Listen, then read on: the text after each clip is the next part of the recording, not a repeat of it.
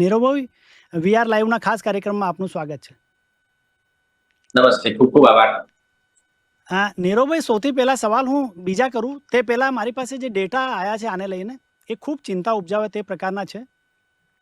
વિશ્વની અંદર હાલમાં જ એક સર્વે થઈ ગયો, એમાં એવું જાણવા મળી રહ્યું છે કે વિશ્વની અંદર જે કુલ હાર્ટ એટેકના કિસ્સા બની રહ્યા છે એમાં એકલા ભારતની અંદર 20% કિસ્સા છે, અને આ આંકડો એનાથી વધારે હોઈ શકે છે.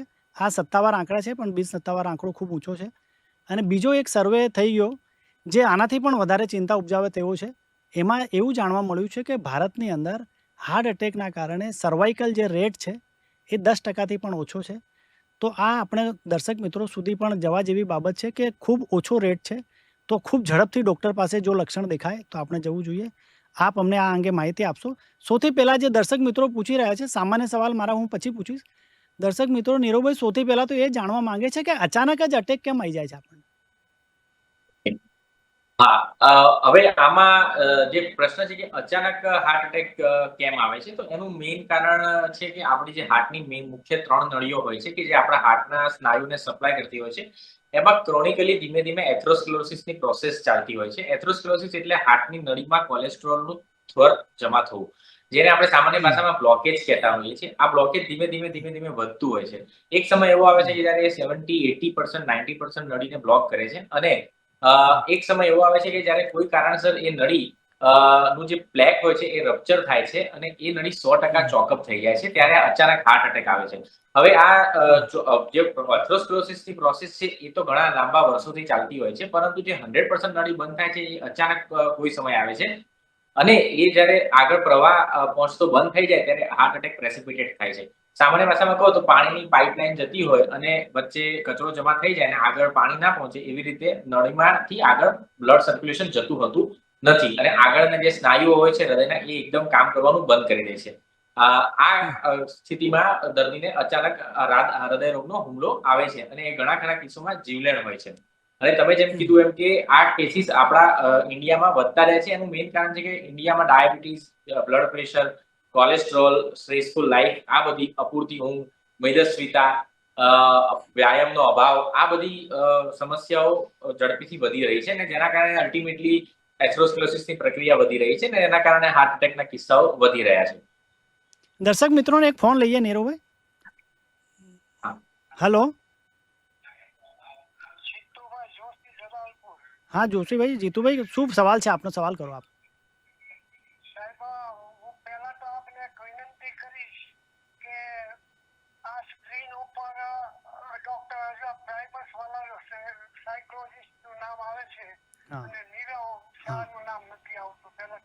હા.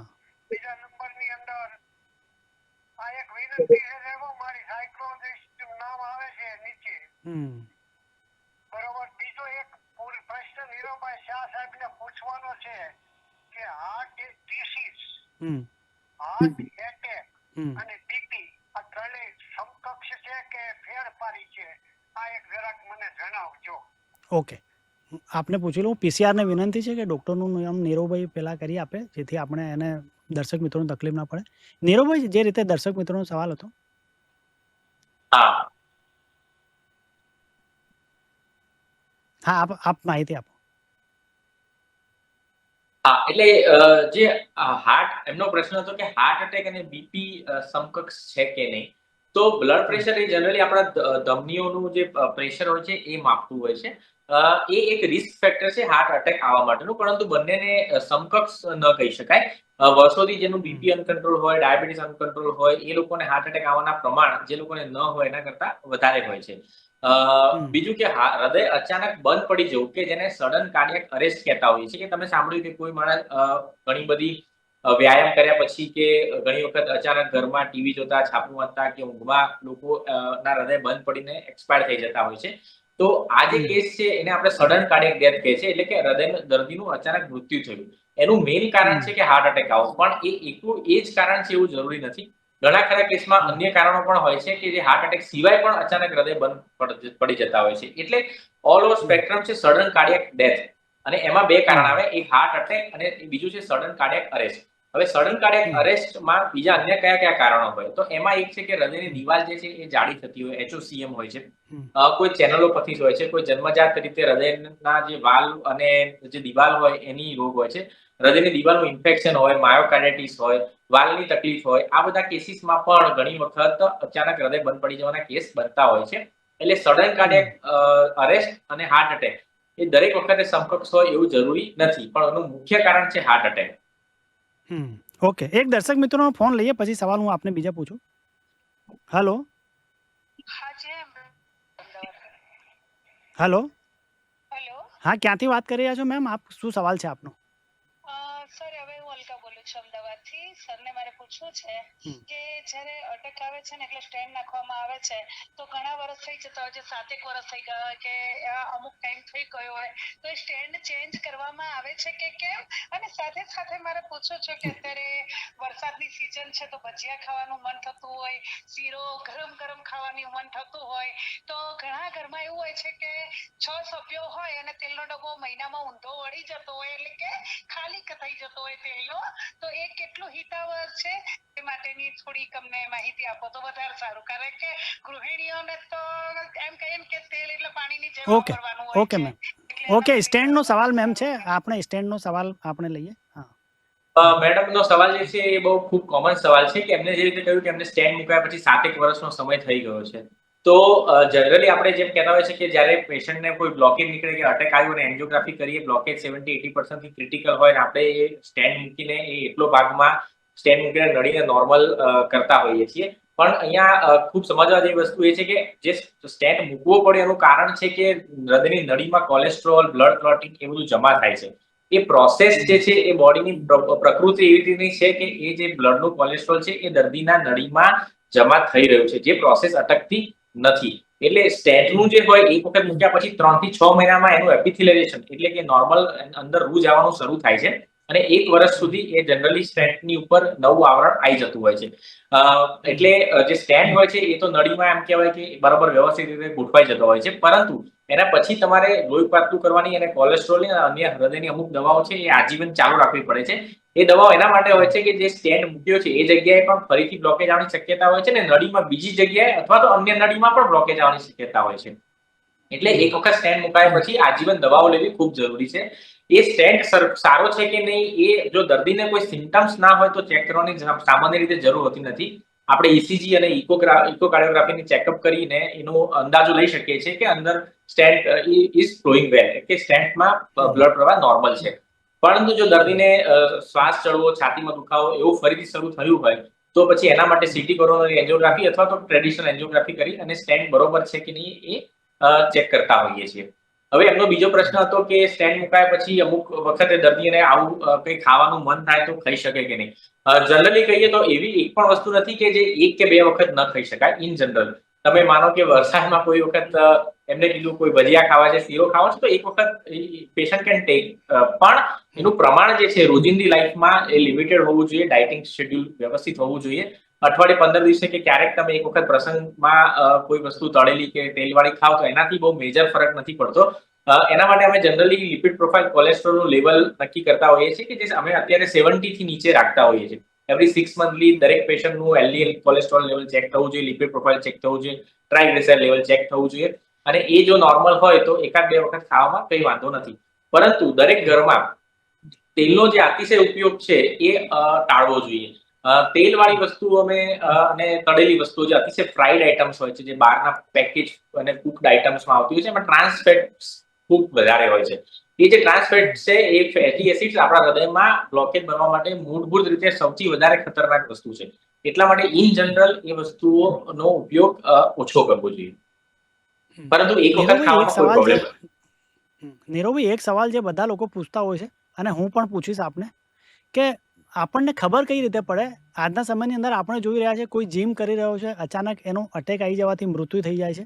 આમાં બધા લોકો આવી ગયા, સામાન્ય લોકો આવી ગયા, સેલિબ્રિટીઓ આવી ગયા, બધા લોકો પોતપોતાની રીતે પ્રયાસ કરતા હોય છે, પણ કોઈ જીમમાં મૃત્યુ પામે છે, કોઈ ગરબા રમતી વેળા પર મૃત્યુ પામી જાય છે, કોઈ ડાન્સ ફ્લોર પર મૃત્યુ પામી જાય છે. તો આપણે સામાન્ય લોકો જે છીએ, જે આપણે ફિટ લોકો છીએ, જે ઓફિસમાં વર્ક કરી રહ્યા છીએ, આપણે કોર્પોરેટ હાઉસમાં નોકરી અમે છીએ જેમ કે, તો અચાનક આપણને ખબર કઈ રીતે પડે કે આપણા ઉપર અટેકનો હુમલો થઈ રહ્યો છે? હુમલો થઈ રહ્યો છે એના માટે તો હુમલાના સિમ્પટમ્સ ઓળખવા જરૂરી છે. દરેક માણસોએ આજના તારીખમાં અવેરનેસ રાખવી જરૂરી છે. અને મેં ઘણા બધા પેશન્ટ એવા જોયા છે કે જે કિંમતી સમયે ઘરમાં જ રહીને ગેસની તકલીફ છે, કોઈ સામાન્ય તકલીફ છે, કે કોઈ આજુબાજુમાંથી નાના દવાખાનામાંથી દવા લઈ અને ઘરે જ રહેતા હોય છે, હોસ્પિટલ સુધી પહોંચતા નથી. તો સર્વે દર્શક મિત્રોને હું એક વસ્તુ આજે કહેવા માંગુ છું કે જે દુખાવો તમને છાતીમાં ભારેપણો જેવો લાગતો હોય, ગભરામણ, પરસેવો અતિશય થતો હોય અને તમને બેચેની અનુભવાતી હોય, એ હૃદયનો દુખાવો હોય છે. જે દુખાવો ચાલવાથી વધતો હોય છે, સીડી ચડવાથી વધતો હોય અને આરામ કરવાથી ઓછો થતો હોય, એ સામાન્ય રીતે હૃદયનો દુખાવો હોય છે. અને જે બળતરા, એસિડિટી, ઓડકાર આવતો હોય, એ ટાઈપનો દુખાવો હોય, એ દુખાવો ગેસનો હોય છે. એવું નથી કે હૃદયના દરેક હુમલામાં તમને છાતીના ભાગમાં જ દુખાવો થશે. ઘણી વખત ખાલી રાઈટ શોલ્ડર, ઘણી વખત લેફ્ટ શોલ્ડર, ઘણી વખત આર્મ, ઘણી વખત પેટમાં દુખાવો, જળબામાં દુખાવો અને ઘણી વખત તો ખાલી ચક્કર આવવા અને પરસેવો થવો, આટલા જ સિમ્પટમ્સ હોય છે. એટલે જો તમને આવું અજુગતું કંઈક લાગતું હોય તો તાત્કાલિક ચોક્કસપણે નજીકમાં ઇસીજી કરાવી લેવો જોઈએ. અને જો ઇકોની વ્યવસ્થા હોય તો ઇકો કરાવીને ડોક્ટરને બતાવી લેવું જોઈએ, કે જેથી જો અટેક હોય તો આપણે લાઈફ સેવ કરી શકીએ અને કિંમતી સમય બચાવી શકીએ. કેમ કે અટેક ચાલુ થયા પછી તો every second, every minute matter કરતી હોય છે. જેટલા આપણે લેટ પહોંચીએ છીએ એટલું હૃદયમાં અંદર ડેમેજ વધતું જાય છે. સર્ક્યુલેશન ચોકઅપ થયેલું હોય તો એ જેટલું જલ્દી પાછું લાવવામાં આવે એટલું દર્દીને આગળની લાઈફ નોર્મલ આપી શકાય છે અને જીવ બચાવી શકાય છે. એટલે પહેલા તો સિમ્પટમ્સ ઓળખવા ખૂબ જરૂરી છે. બીજું કે જો તમને કોઈ ફેમિલી હિસ્ટ્રી હોય, તમારા મધર, ફાધર, સિબ્લિંગ્સ કે કોઈ પણ સાઈડમાં હાર્ટ અટેક નાની ઉંમરમાં આવેલા હોય, હાઇપરટેન્શન હોય, ડાયાબિટીસ હોય, કોલેસ્ટ્રોલનું લેવલ વધારે હોય, તો આવા લોકોએ પોતાનું ઇસીજી અને ઇકોકાર્ડિયોગ્રાફી 30 વર્ષની પછીની ઉંમરમાં જ કરાવી લેવું જોઈએ, કે જેથી કોઈ રિસ્ક ફેક્ટર્સ હોય તો આપણે એને આઈડેન્ટિફાઈ કરી શકીએ, એની સમયસર ટ્રીટમેન્ટ કરી શકીએ અને આપણને હાર્ટ અટેક આવતો અટકાવી શકીએ, પ્રિવેન્ટિવ મેજર્સ લઈ શકીએ. હવે જે રીતે નીરવભાઈ આપે વાત કરી કે જે લક્ષણ આપે કીધા, એમાંથી કોઈ એક નિષ્ણાત ડૉક્ટર તરીકે, સ્પેશિયાલિસ્ટ તરીકે કોઈ 2-3 લક્ષણ એવા હોય જે એકદમ કામના હોય અને આપણને હંમેશા એને ધ્યાનમાં લેવા જોઈએ અને આપણે એલર્ટ રહીએ, એવા કયા લક્ષણ હોય જેનાથી આપણે એકદમ એલર્ટ થઈ જઈએ અને તરત ડૉક્ટર પાસે જતા રહીએ? જે લક્ષણ મેઇન કીધું છે અલાર્મિંગ, એ છે છાતીમાં દુખાવો થવો અને પરસેવો પડવો અચાનક. બીજું છે કે શ્વાસ ચડવો, ચાલવાથી શ્વાસ ચડવો અથવા તો બેઠા બેઠા અચાનક ગભરામણ થઈને શ્વાસ ચડવો. અને ત્રીજું છે કે જે સામાન્યપણે જે ક્રોનિક વસ્તુમાં જોવા મળતો હોય છે કે પગમાં સોજા આવતા હોય છે અથવા તો સીડી ચડવાથી શ્વાસ ચડતો હોય છે. તો આ 2-3 સિમ્પટમ્સ છે, એ ખાસ ધ્યાનમાં રાખવા જોઈએ. હવે નીરવભાઈ, એક સવાલ જે છે એ મારો પણ છે, બધાનો છે, કે આપણે માનો કે બધા લોકો ફિટ છીએ, એકદમ ફિટ લોકો છે જે લોકો, અને આપણે જોઈ રહ્યા છીએ કે ભારતમાં જે ડેટા છે એ થોડાક પરેશાન કરવાવાળા છે. તો આપણા ફિટ લોકોએ આ હાર્ટ એટેકથી બચવા માટે શું કરવું પડે? કયા ટેસ્ટ એમને કરાવી લેવા પડે? ફિટ લોકોએ દરેક લોકોએ એક વખત પોતાનું હેલ્થ ચેકઅપ કરાવી લેવું જોઈએ, કે જેમાં એક સામાન્ય પ્રમાણે વાત કરું તો એક વખત બ્લડ પ્રેશર મેજર થઈ જાય, એક વખત ઇસીજી ચેક થઈ જાય. ઇસીજીમાં ઘણા ખરા જો તમારી કોઈ કન્જેનેટલ કે કોઈ વાલ્વ્યુલર ડિઝીઝ હોય કે અથવા તો ક્યારેક કોઈ પ્રીવિયસ ઈએફ ઓછું થતું હોય તો તમને ઇસીજી જોવાથી ડોક્ટરને ખ્યાલ આવતો હોય છે કે અંડરલાઈન બ્લોકેજીસ હોઈ શકે. એક ઇકોકાર્ડિયોગ્રાફીનો રિપોર્ટ કે જેમાં તમારું પમ્પિંગ વાલ્વ અને હૃદયની દિવાલ અથવા તો જન્મજાત કોઈ રોગ હોય તો એ બધું એક સાથે સ્ક્રીનિંગ થઈ જતું હોય છે. બીજું કે લિપિડ પ્રોફાઇલ, જે કોલેસ્ટ્રોલના રિપોર્ટ્સ કહેવાતા હોય છે, અને એમાં હવે એક્સટેન્ડેડ લિપિડ પ્રોફાઇલ્સ આવે છે. એપોલાઇપોપ્રોટીન, જે લાઇપોપ્રોટીન લિટલ એ અને એપોલાઇપોપ્રોટીન બી, આ એક રિપોર્ટ કરાવી લેવા જોઈએ. જો એ વધારે આવતા હોય તો પછી એની દવાઓ સ્ટાર્ટ કરવી જોઈએ. અને ડાયાબિટીસનું સ્ક્રીનિંગ, આટલી વસ્તુઓ દરેક લોકોએ 30 વર્ષ પછી અત્યારે એક વખત ચેક કરાવી લેવું જોઈએ. નીરવભાઈ, હાર્ટ એટેકને લઈને કોઈ એવી વાત જે અમે તો જાણતા નથી પણ આપ જ અમને કહી શકશો? એ સવાલ હું પૂછું તે પહેલા એક દર્શક મિત્રોનો ફોન લઈ લઈએ, પછી આપણે આગળ વધીએ. હલો હલો, હા, એકદમ જલ્દીથી આપનો સવાલ કરો જેથી હું આપણા દર્શક મિત્રોને બીજા પણ સવાલ લઈ શકું.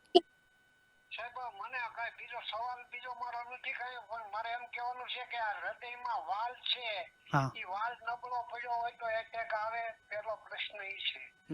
બીજા પ્રશ્નની અંદર કાર્ડિયોગ્રામ અને ઇકો, એમાં શું ફેર? ઓકે, આપનો સવાલનો જવાબ. એટલે સામાન્ય રીતે સ્પષ્ટ આન્સર કહું તો વાલના કારણે હાર્ટ એટેક આવતો નથી. વાલ એટલે હૃદયમાં હું જનરલી પેશન્ટને એમ સમજાવું છું કે હૃદયમાં 3 થી 4 જાતની બીમારીઓ થતી હોય છે. એક છે કે હૃદયમાં જે 3 નળી હોય એમાં બ્લોક આવ્યો હોય એને હાર્ટ એટેક કહેવાય. બીજું કે હૃદયમાં બે મેઇન વાલ્વ હોય, બીજા પણ બે વાલ્વ હોય, એટલે એ જે વાલ્વ જ્યારે સાંકડો થાય અથવા તો લીક થાય તો એના કારણે દર્દીને જે છે હૃદય પહોળું થતું હોય છે, હૃદયના ધબકારા અનિયમિત થતા હોય છે અને આના કારણે શ્વાસ ચડવો અને છાતીમાં દુખાવો રહેવો, પગમાં સૂજન આવવી એ ટાઈપની તકલીફ થતી હોય છે, જે હાર્ટ અટેકથી આખી ડિફરન્ટ વસ્તુ છે. ત્રીજું કે હૃદયની દિવાલમાં કોઈ જન્મજાત હોલ હોય, કાણું હોય અથવા હૃદયની દિવાલ જાડી થતી હોય તો આની એક તકલીફ હોય છે. ચોથું છે કે એક હૃદયની સર્કિટ્સ હોય છે, જેને એરિથમિયાસ કહેવાતા હોય છે, જેની તકલીફને આપણે એરિથમિયાસ કહેતા હોઈએ છીએ. તો આ મુખ્યત્વે આ ચારેક જાતના અલગ અલગ સ્પેક્ટ્રમ ઓફ ડિઝીઝ છે કે જે હૃદયમાં થઈ શકતા હોય છે. એટલે હાર્ટ અટેક એક અલગ સ્પેક્ટ્રમ છે, વાલ્વની તકલીફ એક અલગ સ્પેક્ટ્રમ છે, કોઈ એરિથમિયા થવા એ એક અલગ સ્પેક્ટ્રમ છે. એટલે એ બંને અલગ વસ્તુ છે. એ અલગ વસ્તુ છે. નીરવભાઈ, હવે અને એમનો બીજો પ્રશ્ન હતો કે કાર્ડિયોગ્રામ અને ઇકોકાર્ડિયોગ્રાફી વચ્ચે શું ફરક છે. તો આપણે જે દર્દીને બહારથી ઇલેક્ટ્રિકલ રિધમ જે માપીએ છીએ કે જેમાં આપણે 12 લીડ્સ અત્યારના જમાનામાં લગાવીએ છીએ, એક પેપર ઉપર કાળા કલરની જે પટ્ટી ઉપર PQRS વેવ્સ આવતા હોય છે, એને આપણે કાર્ડિયોગ્રામ કહીએ છીએ. એમાં એબનોર્માલિટી હોય તો એ આપણને હૃદયમાં લોહી ઓછું પહોંચે છે કે બીજી કોઈ તકલીફ છે એ સૂચન કરતી હોય છે. જ્યારે ઇકોકાર્ડિયોગ્રાફી એ એક સોનોગ્રાફીની પદ્ધતિ છે, જેમાં આપણે પ્રોબ વડે હૃદયની સોનોગ્રાફી કરતા હોઈએ છીએ અને એમાં હૃદયનું પમ્પિંગ કેટલું છે, વાલ્વ કેવી રીતનું કામ કરી રહ્યા છે એનો અંદાજો લેતા હોઈએ છીએ. એટલે એ બંને અલગ વસ્તુ છે. નીરવભાઈ, એક સવાલ બધા લોકો પૂછતા હોય છે. આજે મને દર્શક મિત્રો પૂછે તે પહેલા જ મને ફોન ખૂબ આવ્યા અને એ પૂછતા હતા કે ડૉક્ટર સાહેબને આ સવાલ પૂછી લેજો. જે લોકો હિસ્ટ્રી ધરાવે છે, મોટા પ્રમાણમાં ઘરની અંદર 2-3 લોકોના મૃત્યુ થઈ ગયા હોય એવા કમનસીબ લોકો છે, અથવા તો હિસ્ટ્રીવાળા લોકો છે, એ લોકો અને આપણા સામાન્ય લોકો પણ હાર્ટ અટેકને લગતી કોઈ એવી દવા જે ઘરે રાખી શકે તો આપના હિસાબે કઈ હોઈ શકે જે આપણે કામ લાગી શકે? આ એક ખૂબ સારો ક્વેશ્ચન છે. હું દરેક ઘરમાં અત્યારે પાણીમાં ઓગાળી શકાય એવી ઇકોસ્પ્રિનની 325 mg જે ડિસ્પ્રિન પહેલા આવતી હતી 325 mg ની ડિઝોલ્વેબલ કે જે પાણીમાં નાખીને ફટોફટ પી શકાય અને એની અસર ચાલુ થાય, આ એક ગોળી દરેક ઘરમાં હોવી જોઈએ. બીજું કે ક્લોપિડોગ્રેલની 75 mg વાળી 4 ટેબ્લેટ્સ અને એટરોસ્ટેટિનની 20 mg વાળી 4 ટેબ્લેટ્સ, આ એક કાર્ડિયક ઇમરજન્સી પેકેટ તરીકે દરેક ઘરમાં હોય તો દર્દીને જો આવા રિસ્ક ફેક્ટર્સ વાળા હોય અને સિમ્પટમ્સ ચાલુ થાય તો તરત જ એ દવા લઈ શકાય અને જે હોસ્પિટલ સુધી પહોંચે ત્યાં સુધીમાં દવાની ઇફેક્ટ ચાલુ થાય તો જે અટેકની સિવિયરિટી હોય, બંધ થયેલી નળી જે હોય એ ઘણી વખત ફ્લો પાછો આવવાની શક્યતા રહેલી હોય છે. તો તમે જે ડિઝોલ્વેબલ ઇકોસ્પ્રિન 325 mg એક ચોક્કસપણે દરેક ઘરમાં રાખી શકો છો. નીરવભાઈ, એક દર્શક મિત્રોનો ફોન આવે છે, એ બી લઈ લઈએ આપણે. હેલો.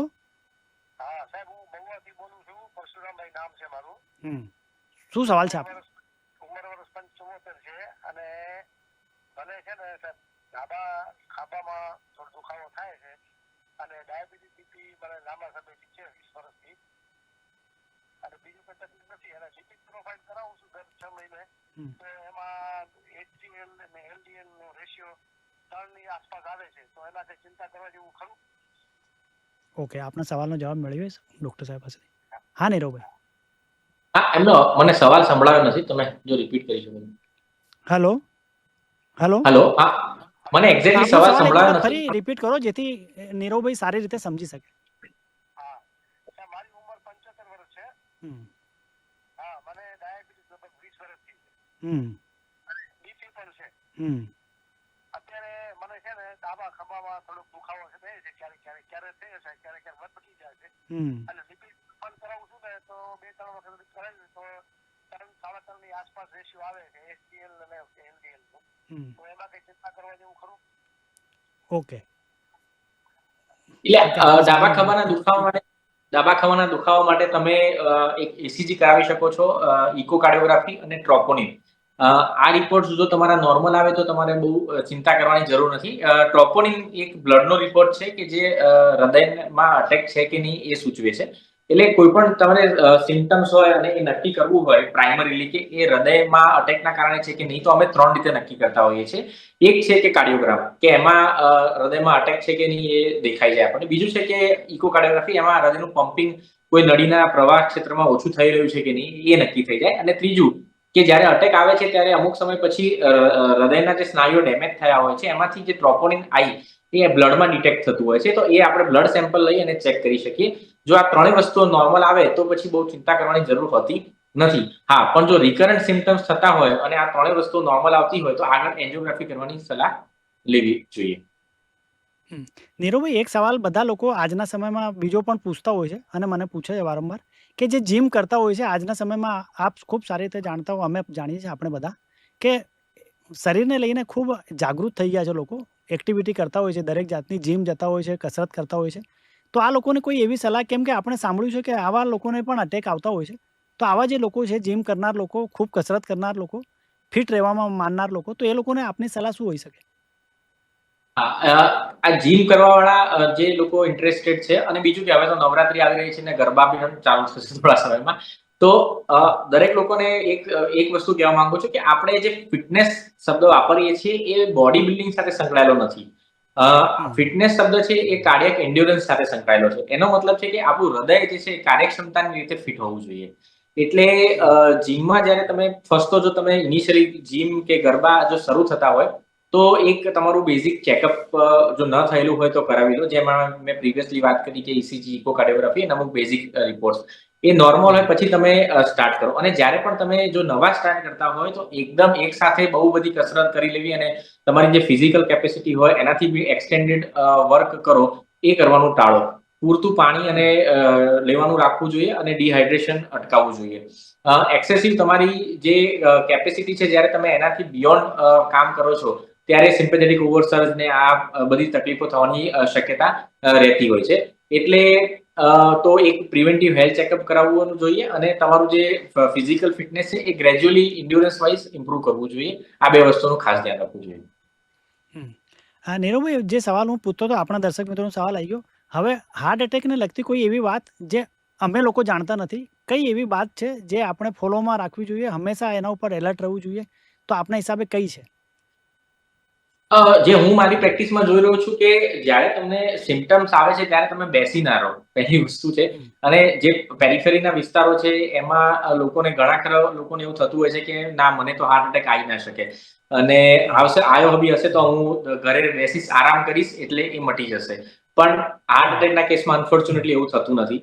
આ જે રોગ છે એ સાદા તાવ તળિયા જેવો હોતો નથી કે 2-3 દિવસ તમે આરામ કરશો તો એ મટી જશે. કેમ કે હૃદયની નળીમાં મિકેનિકલ બ્લોક થયેલો છે. જો એને દૂર નહીં કરવામાં આવે તો એ જવાનો નથી. એટલે શું થાય છે કે જ્યારે હાર્ટ એટેક પ્રેસિપિટેટ થાય છે પછી પેશન્ટ જે હોય 12 થી 24 કલાક જો એના વેસ્ટ કરે તો ધીમે ધીમે હૃદયનું પ્રેશર, જે ચેમ્બરનું પ્રેશર વધે, બધું પ્રેશર ફેફસામાં આવે, ફેફસામાં પાણી ભરાય, ઓક્સિજન લેવલ ડાઉન થાય, બીપી લેવલ ડાઉન થાય અને પછી બિલકુલ જ્યારે તમે છેલ્લા સમય હોસ્પિટલમાં પહોંચો ત્યારે એઝ અ ડોક્ટર અને કાર્ડિયોલોજીની ટીમ તરીકે અમે પણ બહુ ઓછા ચાન્સીસ આપી શકતા હોય છે. તમે જેમ કીધું કે જે સિવિયર હાર્ટ એટેકમાં અત્યારે ભારતમાં સર્વાઈવલ રેટ ઘણો ઓછો છે. એટલે કે કાર્ડિયોજેનિક શોકની વાત કરવામાં આવી રહી છે અહીંયા, જે શોક સ્ટેટ કહેવાય, કે જેમાં હૃદયના ધબકારા, જે હૃદયનું જે પેશન્ટનું જે બીપી હોય એ આવતું નથી, રેકોર્ડેબલ નથી થતું, ઓક્સિજનનું લેવલ ઘણું ઓછું થઈ ગયું છે, દર્દીને બાયપેપ પર કે વેન્ટિલેટર પર મૂકવાની જરૂર પડી રહી છે.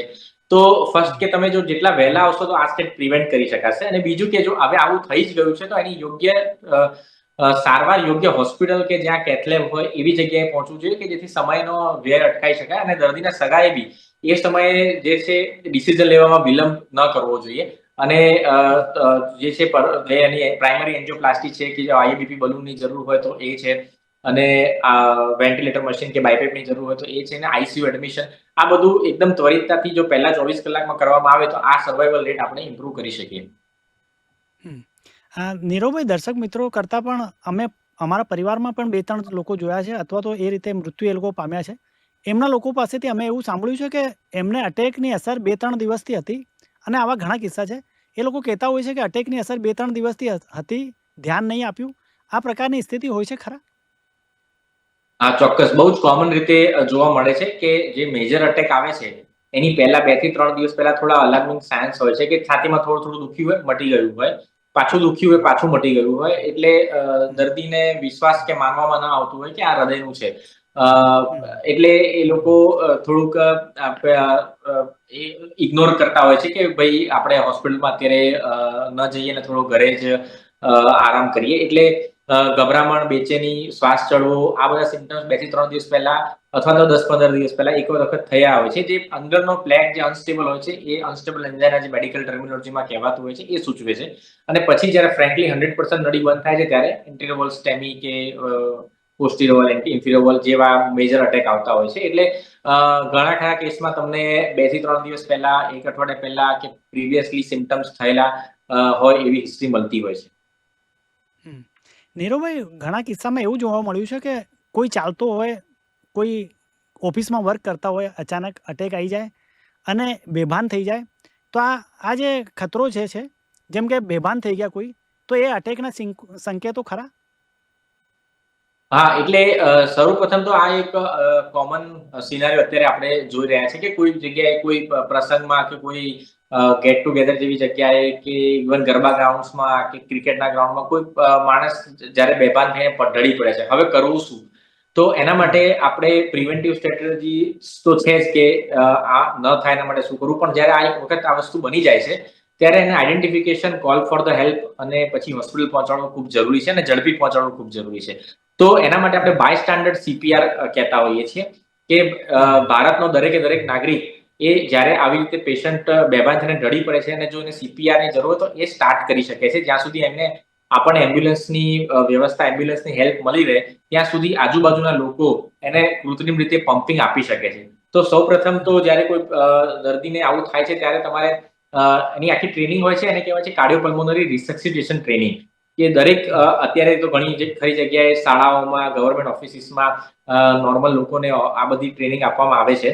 તો એમાં પહેલા તો પલ્સ ચેક કરવા પડે કે હૃદયની નળી, જે હૃદયના ધબકારા છે એ હાથની નળીમાં પાલ્પેટ થાય છે કે નહીં. અને બીજું કે શ્વાસ ચેક કરવો પડે કે દર્દી પોતાનો શ્વાસ લઈ રહ્યો છે કે નહીં.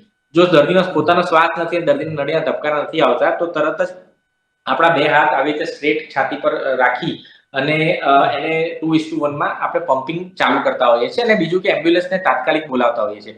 ઘણી ખરી જગ્યાએ હવે આપણે શોક મશીન પણ ઇન્સ્ટોલ થઈ રહ્યા છે, એરપોર્ટ્સ પર છે, જાહેર સ્થળો, રેલવે સ્ટેશન્સ પર, કે જ્યારે એને ડિફિબ્રિલેટર મશીન કહેવાય છે કે જ્યારે હૃદયના ધબકારા બંધ થતા હોય અને વેન્ટ્રિક્યુલર ટેકીકાર્ડિયા ચાલુ હોય ત્યારે આપણે શોક આપીને હૃદય પાછું ચાલુ કરી શકીએ છીએ.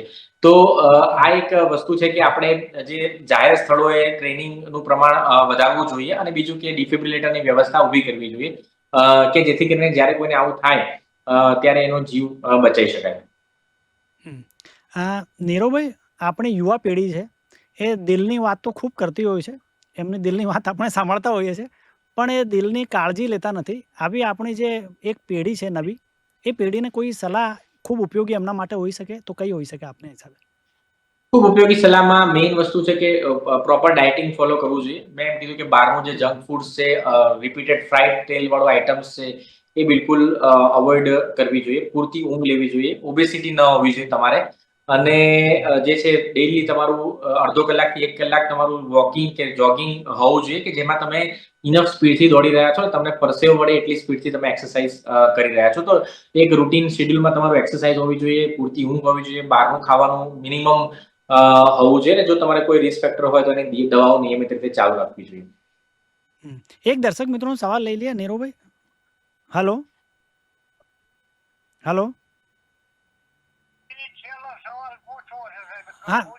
હા, પૂછી લો, ઝડપથી પૂછી લો. ઝડપથી પૂછો પણ સાહેબ, મને એક થોડુંક કેવું છે કે અમારા ગામડામાં સાહેબ બીજા રોગો હોય તો માણસ કકળાટ કરે, પણ એટેક શબ્દ આવે ને એટલે પેલા માણસ આપઘાત કર્યો હોય તો માણસ એમ કે એટેક આવ્યો. મારે પૂછવાનું આપણને એ છે કે મને લો બીપી છે, મારી ઉંમર 78 વર્ષની છે, લો બીપી થી એટેક આવી શકે? ઓકે, પૂછી લઈએ આપનો સવાલ. લો બીપી સાથે કનેક્શન નીરવભાઈ કેટલા રહેલા છે? ઘણા સવાલ આવા પૂછે છે મને લોકો. હા, એટલે એમનું જે છે ને લો બીપી એટલે આપણું જે જનરલી કેવું છે કે આ એક માન્યતા હોય છે કે મારું બીપી લો રહે છે, પણ એકચ્યુઅલી તમે જ્યારે કહો તો ઘણા લોકોના બોડી જે ફ્રેલ હોય, એકદમ થીન હોય, તો એમનું બીપી નોર્મલી લો જ રહેતું હોય. તો એઝ લોંગ એઝ તમારું બોડી જો લો બીપી સાથે એક્લેમેટાઇઝ છે અને એનાથી તમારું day to day work normal ચાલી રહ્યું છે, તમને કોઈ ચક્કર નથી આવતા કે તમારું કિડની પર કોઈ ડેમેજ નથી, યુરિન આઉટપુટ એટલે કે પેશાબની માત્રા બરોબર છે, તો લો બીપી સાથે અટેકને સીધો કોઈ નિસ્બત નથી. પરંતુ બીપી એકદમ ઓછું થઈ જાય ત્યારે હૃદયમાં પણ ઓબ્વિયસલી લોહી ઓછું પહોંચે છે, તો એના કારણે જે છે એ તકલીફ થવાની શક્યતા રહેલી હોય છે. એટલે હાર્ટ અટેક એક અલગ વસ્તુ છે, લો બીપી એક અલગ વસ્તુ છે. એટલે જો તમારું એનું કારણનું ચેકઅપ કરાવવું જોઈએ કે લો બીપી ખરેખર તમારા શરીર પ્રમાણે લો બીપી છે કે એનું ખાલી માપદંડ લો આવે છે. જો માપદંડ ખાલી લો આવતું હોય તો કોઈ ચિંતા કરવાની જરૂર નથી. નીરવભાઈ, મારી પાસે સવાલ તો ઘણા રહી ગયા, પણ આપણી પાસે સમયનો અભાવ છે, જેથી આપણે કાર્યક્રમનો વિરામ લેવો પડશે. આપ ખૂબ કિંમતી સમય કાઢીને અમારી સાથે જોડાયા અને ખૂબ ઉપયોગી માહિતી પૂરી પાડી, તે બદલ આપનો ખૂબ ખૂબ આભાર.